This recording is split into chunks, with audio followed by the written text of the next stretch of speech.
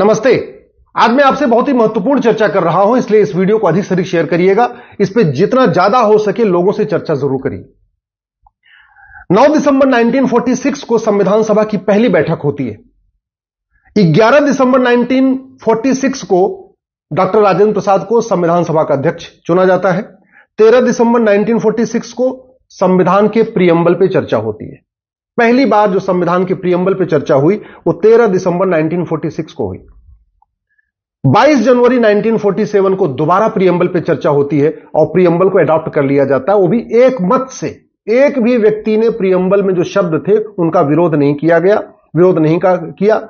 सबने बोला भाई भारत एक लोकतांत्रिक देश है, भारत एक संप्रभु भारत है, भारत में सबको इक्वलिटी होगी, सबको जस्टिस होगी, सबको लिबर्टी होगी, सबको फ्रेटर्निटी होगी, यूनिटी नेशनल इंटीग्रेशन होगा, यानी समता समानता समरसता। इसको संविधान का बेसिक स्ट्रक्चर बना दिया गया प्रीएम्बल में डाल के। 22 जुलाई 1947 को नेशनल फ्लैग जो तिरंगा झंडा है ये एक्सेप्ट हो गया। 29 अगस्त 1947 को डॉक्टर अंबेडकर को जो हमारी ड्राफ्टिंग कमेटी थी उसका चेयरमैन बनाया गया। अब लगभग एक साल के बाद 15 नवंबर 1948 को प्रोफेसर केटी शाह साहब ने एक अमेंडमेंट मूव किया। प्रोफेसर केटी शाह साहब विदेशों में पढ़े हुए थे, उनको सोशलिस्ट वर्ड से बहुत लगाव था, सेकुलर वर्ड से बहुत लगाव था, फेडरल वर्ड से बड़ा लगाव था। तो उन्होंने कहा कि संविधान के आर्टिकल 1 में जहां इंडिया दैट इज भारत लिखा हुआ है वहां पे सोशलिस्ट, सेकुलर और फेडरल ये 3 वर्ड आने चाहिए। दिन में चर्चा हुई और उनका प्रस्ताव एक मत से डिक्लाइन कर दिया गया, रिजेक्ट कर दिया गया। 3 दिसंबर 1948 को प्रोफेसर केटी शाह साहब ने दोबारा एक प्रस्ताव पेश किया कि संविधान के आर्टिकल 18 में सेकुलर शब्द जोड़ दिया जाए। दिन में चर्चा हुई और एक मत से संविधान सभा ने उनके उस प्रस्ताव को भी रिजेक्ट कर दिया। 6 दिसंबर 1948 को फिर चर्चा हुई कि क्या सेकुलर आना चाहिए कि नहीं आना चाहिए, सोशलिस्ट आना चाहिए कि नहीं आना चाहिए। पंडित लोकनाथ मिश्रा ने बोला ये बहुत स्लिपरी फ्रेज है, अगर हमने सेकुलर डाला हमारे संविधान में हमारी संस्कृति को बर्बाद कर देगा।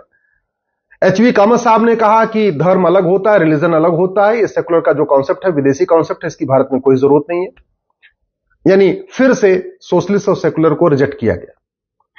17 अक्टूबर 1949 को प्रीएम्बल के ऊपर फिर चर्चा हुई और दोबारा जो हमारा प्रीएम्बल है उसको फाइनली अडॉप्ट कर लिया गया।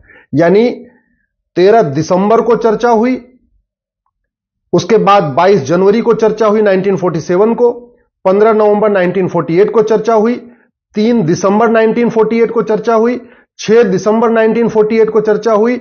इतनी लंबी चर्चा के बाद फिर 17 अक्टूबर 1949 को संविधान का प्रीएम्बल फाइनली अडॉप्ट किया गया और उसमें न सोशलिस्ट था न सेकुलर था। 26 नवंबर 1949 को हमने दोबारा संविधान अपना एक्सेप्ट कर लिया, जिसको हम संविधान दिवस के रूप में मनाते हैं। 24 जनवरी 1950 को राष्ट्रगान पे चर्चा हुई और यह कहा गया कि भाई जनगण मन और वंदे मातरम दोनों हमारे राष्ट्रगान होंगे, दोनों को बराबर सम्मान मिलेगा। यह अलग बात है कि वंदे मातरम को सम्मान नहीं मिलता। 25 जनवरी 1950 को संविधान सभा भंग हो गई। 26 जनवरी को हम रिपब्लिक डे मनाते हैं, हम सब लोग मनाते रहते हैं। अब इसके आगे जरा देखिए कैसे संविधान की धज्जियां उड़ाई जा रही हैं। 1967 में गोलकनाथ केस में सुप्रीम कोर्ट ने कहा कि जो प्रीएम्बल में जो शब्द लिखे हुए हैं ये बेसिक स्ट्रक्चर है और कोई भी सरकार और पार्लियामेंट इस बेसिक स्ट्रक्चर से छेड़छाड़ नहीं कर सकती। इंदिरा जी को बहुत गुस्सा आया, लेकिन उस समय कुछ कर नहीं पाई क्योंकि उस समय कांग्रेस में विभाजन वगैरह हुआ था। 1971 में दोबारा चुनाव होता है, गरीबी हटाओ का नारा देती है इंदिरा जी और उनको 352 सीट मिल जाती है। 1971 में 352 सीट उनको मिलती तो है, लेकिन इंदिरा जी रायबरेली में हार जाती है। ऑफिशियली नहीं हारती हैं, बाद में उनको जिता दिया जाता है। और वो जो धांधली होती है 1971 में रायबरेली के लोकसभा क्षेत्र में, उसको राजनारायण जी हाईकोर्ट में चैलेंज करते हैं। हाईकोर्ट में वो मुकदमा चल रहा होता है, इलेक्शन पिटीशन फाइल करते हैं। इस बीच में न्यायपालिका और विधायिका के बीच में, कार्यपालिका बीच में टकराहट शुरू हो जाती है।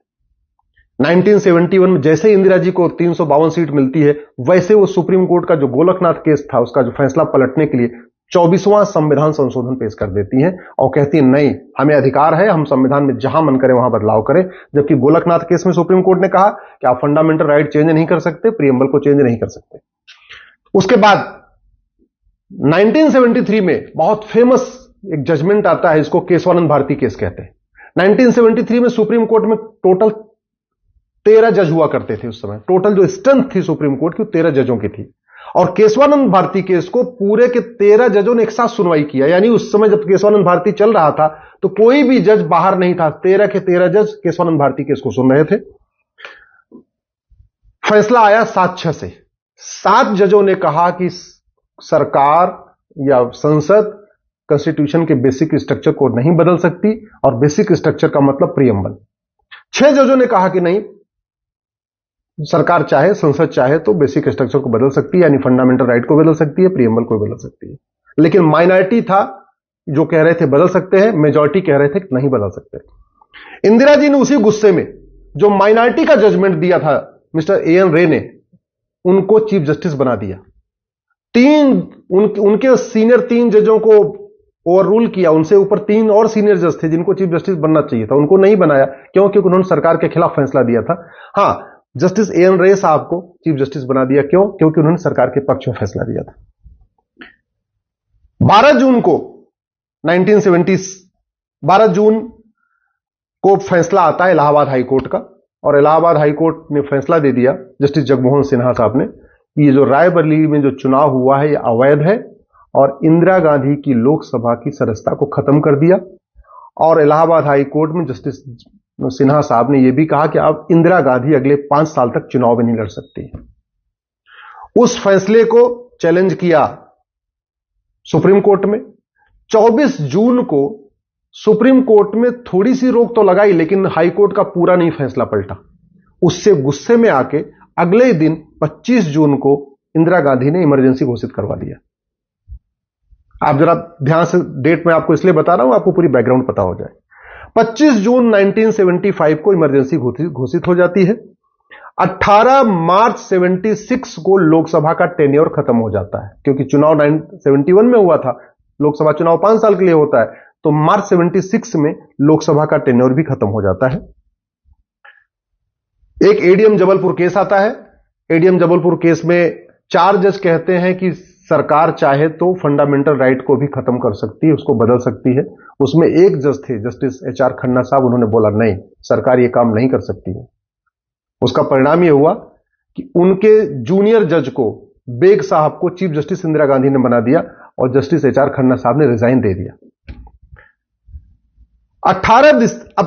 18 मार्च को लोकसभा का टेन्योर खत्म हो जाता है, और 18 दिसंबर 76 को संविधान के प्रीएम्बल में वो 2 शब्द जोड़े जाते हैं, सोशलिस्ट और सेकुलर, जिसको संविधान सभा ने 3 बार रिजेक्ट कर दिया था। ये जो प्रीएम्बल फाइनल हुआ, 6 दिन सुनवाई, 6 दिन पूरी बहस के बाद फाइनल हुआ। प्रस्ताव 3 बार आए सोशलिस्ट सेकुलर जोड़ने के लिए, उसको संविधान सभा ने रिजेक्ट किया, और इंदिरा गांधी ने 18 दिसंबर 76 को वही सोशलिस्ट सेकुलर संविधान में जोड़ दिया। 18 दिसंबर 76 को संविधान सभा नहीं थी, क्योंकि संविधान सभा तो 25 जनवरी 1950 को ही खत्म हो गई थी। 18 दिसंबर 76 को लोकसभा नहीं थी, क्योंकि लोकसभा का टेन्योर 5 साल का मार्च में ही पूरा हो गया था 76 में, तो लोकसभा भी खत्म हो चुकी थी। विपक्ष के सारे नेता जेल में थे। उस समय न्यूज चैनल केवल एक होता था, दूरदर्शन, उस पर इंदिरा गांधी ने पूरा कंट्रोल किया हुआ था। जो अखबार उनके खिलाफ लिख रहे थे, इस इमरजेंसी के खिलाफ, उनका बिजली पानी का कनेक्शन काट दिया गया था। तो जितने अखबार इंदिरा सरकार के जो ये तानाशाही रवैये के खिलाफ कुछ लिखते थे, उनका बिजली पानी का कनेक्शन ही काट दिया जाता था। अब इंदिरा जी ने बदल दिया, और आज की डेट में वही कांग्रेस के नेता, खासतौर पे राहुल गांधी, संविधान बचाने की बात कर रहे हैं, लोकतंत्र बचाने की बात कर रहे हैं, जिसका गला 76 में घोटा जा चुका है। इमरजेंसी के दौरान न लोकसभा थी, न संविधान सभा थी, और प्रीएम्बल पे डेट क्या चल रही है? प्रीएम्बल पे डेट अभी भी 26 नवंबर 1949 की डेट चल रही है। 2 शब्द जोड़ दिए उन्होंने, संविधान का मूल ढांचा बदल दिया, और वो भी बैक डेट में 1949 की, क्योंकि संविधान सभा में जो डेट पड़ी वो 26 नवंबर 1949 पड़ा हुआ है, वो डेट भी नहीं बदली। इसको हमने सुप्रीम कोर्ट में चैलेंज किया है।